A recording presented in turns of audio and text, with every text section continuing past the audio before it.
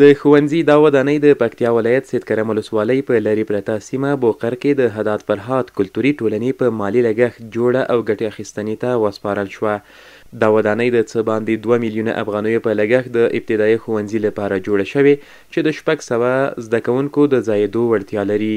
مسؤلین یې موخه هغو سیمو ته د زده کړو غځول یادوي چې له زده کړو بې برخې وي. هغه ځای ته څه مؤسسات NGO حکومت رسیدګي ورته مشکل یې موږ رسوو او اصلي افغانستان هماغه کلي ولسونه لرې پرتې سیمې دي.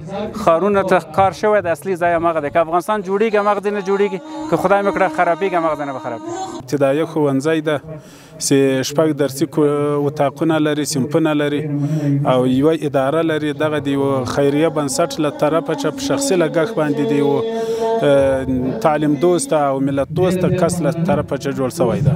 زده کوونکي د ودانۍ په جوړېدو خوښ دي او زیاتوي چې د ودانۍ په نشت کې له ګڼو ستونزو سره مخ وه چې اوس به یې دغه ستونزه حل شي.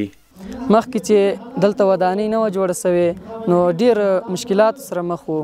هلته یو دانه میلمستون و، هغه کې به مو درس ویلې نو بیا به م ډېر سخت یخ هم کېده، هر چې په عذاب کړي وو. کله به چې باران څه نو بیا به موږ رخصت وکړو، کور ته به لاړو، د یخ له وجې به موږ نسو کولی چې درس ویایو.